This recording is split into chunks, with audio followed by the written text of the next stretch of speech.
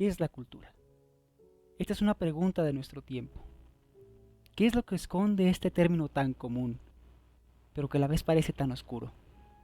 Nos parece inherente, vivimos en ella, tratamos de comprender, pero es algo que parece tan común, pero tan alejado de nosotros. ¿Qué es lo que oculta esta idea? ¿Qué es lo que hay detrás de la cultura? ¿Cómo definirla? ¿Cómo dar una precisión? Esto parece un reto. Parece que se escapa a cualquier precisión, porque lo que oculta, lo que hay detrás de la cultura, es la unidad de la dimensión antropológica. Preguntar por la cultura es preguntar por lo que es esencialmente humano. Preguntar por la cultura es preguntar por la suma del humano, por la integración de todos los componentes que hacen al hombre ser lo que es. No es una pregunta esencial, es una pregunta modal. Y la complejidad de esta pregunta modal es la integración de todos estos elementos. ¿Quién tiene la preferencia? O más bien, ¿qué tiene la preferencia cuando hablamos de lo humano?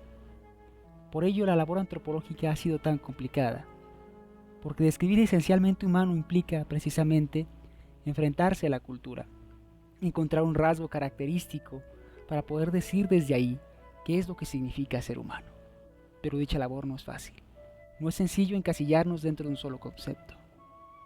Eso es lo que implica preguntar por la cultura, una pregunta antropológica, una pregunta por el sentido. Sin embargo, la cuestión por la cultura no se detiene aquí. No nos basta con definir qué es la cultura, sino adentrarnos en un problema todavía mayor. La cuestión por la cultura desata también la cuestión por lo oculto, la cuestión por aquello que se obnubila frente a la cultura. ¿Qué es lo que desplaza la cultura? ¿Qué es lo que se oculta detrás de ella? Nos muestra la presencia de un centro, el centro que toma la cultura. Decimos, esto es lo humano, esto es lo nuestro, esto es lo que nos define. Pero ¿qué está oculto? ¿Qué es lo no humano? ¿Qué es lo que está apartado?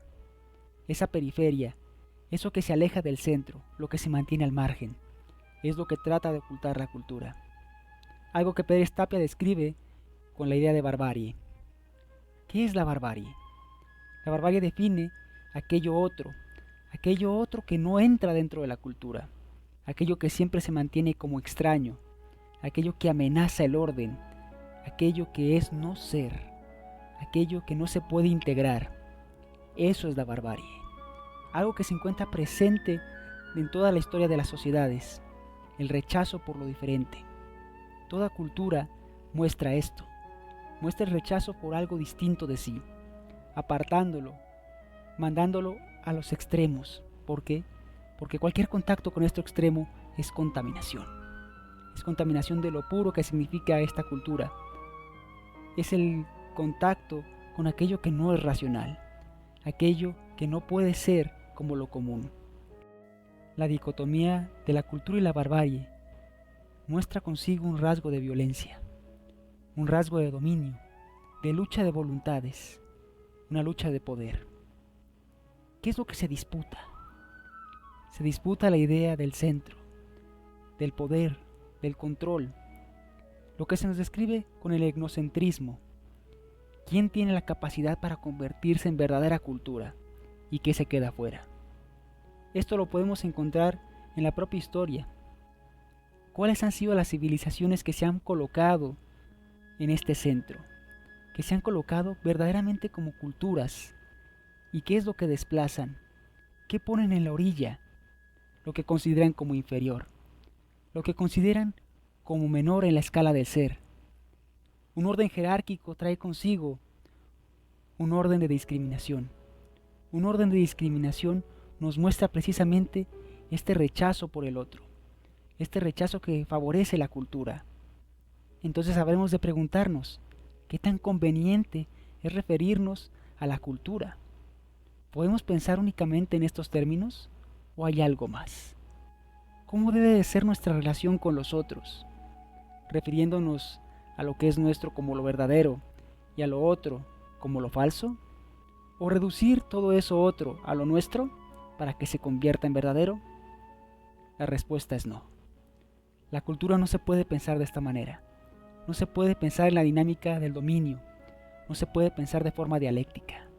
Tiene que anularse, tenemos que disolver esta dicotomía. Pero ¿cómo hacerlo? Esa es la pregunta. ¿Por qué es necesario anular la dicotomía entre la cultura y la barbarie? ¿Por qué es necesario salir del etnocentrismo? Porque la propia historia nos ha demostrado las consecuencias de esto. ¿De qué nos sirve pensar en esta manera del centro? ¿De qué nos sirve asegurarnos la condición de la verdad, la condición de poseer el conocimiento real de las cosas? Es la pregunta que se le puede hacer a las grandes sociedades, y es lo que nos ha demostrado la historia. ¿Cuáles son las consecuencias de poner al otro al margen? El resentimiento, como diría Nietzsche.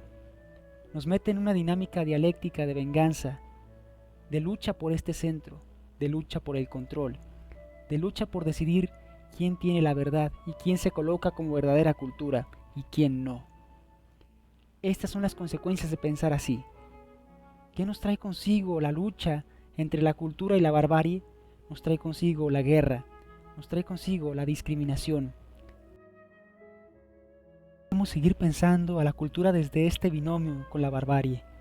La barbarie ya no es un término actual, ya no podemos seguir utilizándolo. Sin embargo, nuestra sociedad parece muy impregnada de eso. Parece que no hemos aprendido nada. Hemos vivenciado las guerras del siglo XX. Hemos vivido en carne propia lo que significa el colocarse como el centro. Hemos visto hasta dónde llega la inhumanidad del ser humano, hasta dónde llegan los extremos de eliminar al otro, de borrarlo de la faz de la tierra. Pero aún así, nuestra sociedad parece todavía muy inmiscuida en esta dinámica del bárbaro. Una dinámica que en nuestra época aparece de forma suave, pero que sigue siendo igual de dañina. ¿Qué implica alejar al otro? ¿Qué implica ponerlo en esta categoría de bárbaro? Implica una voz que no puede hablar, una voz que está ahí, pero que su presencia pasa inadvertida, una presencia que incomoda. Pero ¿por qué incomoda al otro? Porque no estamos acostumbrados a pensar de forma universal, porque estamos ensimismados pensando únicamente en lo singular. Pensar la cultura de forma particular es el error de la cultura. Pensar que existe cultura en singular, que existe únicamente para un solo pueblo, para aquel que ha forjado el término. Históricamente ahí está el problema. ¿Por qué surge la palabra cultura? Para describir qué es lo verdadero y apartar a lo que no lo es. Entonces, en la raíz del lenguaje, lo que tenemos que hacer hoy es preguntarnos, ¿podemos seguir hablando de cultura? ¿Podemos seguir utilizando este término? Si es que de fondo está ocultando esta dinámica de dominio, entonces, ¿cómo habremos de referirnos a todas las construcciones del ser humano? ¿Cómo habremos de referirnos a todo esto que surge de nosotros, aquello que es la integridad de lo que somos? Una integridad tendría que ser pensada en forma de relación. Una integridad nueva, un nuevo uso del término cultura tendría que abrirse a la interculturalidad.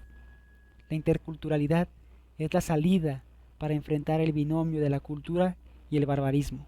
La interculturalidad es la apertura de la puerta para poder ver al otro y reconocerlo como auténtico, como verdadero ser, no como algo externo, no como una amenaza, no como algo que puede dañarnos, sino que puede enriquecernos. ¿Qué es lo que nos garantiza la interculturalidad? Nos muestra lo que es verdaderamente humano. Nos lleva a un verdadero humanismo, porque un humanismo que sigue moviéndose en la dinámica del centro de la cultura y el margen de lo bárbaro es un humanismo falso, y es un humanismo que se construye únicamente desde el etnocentrismo. El verdadero humanismo se construye con relación a la interculturalidad, en el reconocimiento de este otro, en el reconocimiento de las prácticas culturales del otro. Ese es el verdadero término actual. No hablamos de cultura, hablamos de prácticas culturales compartidas, porque sólo así podemos ver lo común. Pensar en la interculturalidad es pensar en lo humano en diálogo, pensar en una humanidad que se construye desde lo común, que se construye desde este elemento compartido, una humanidad que no se fija en lo diferente, que no pone el centro en este elemento de lo único o en este elemento de lo especial, de lo que me hace distinto del otro, sino que podemos encontrar el elemento compartido en nuestro contexto, en qué significa esta humanidad, que esta humanidad no es algo privativo, que esta humanidad no le pertenece a una única cultura, que esta humanidad se comparte y se vive en el diálogo, en el abrirse y no cerrarse únicamente en lo propio, en abrir las condiciones de posibilidad del encuentro para poder ver al otro y ver ese otro como una oportunidad, no como una privación. Esto es una solución para los problemas de nuestro tiempo. No pensar al colectivo como en lucha contra el otro, no pensar de forma dialéctica, ni pensar que estamos en una lucha constante, no pensar en términos de guerra, porque parece que nuestra historia se escribe de esta manera, sino pensar en términos de encuentro, en términos de diálogo y en términos de esperanza y de posibilidad, porque encontrar al otro es encontrar una posibilidad de cambio y una posibilidad de enseñanza. Se aprende más y se construye más conocimiento al reconocer que hay cosas distintas, que hay cosas que desconocemos.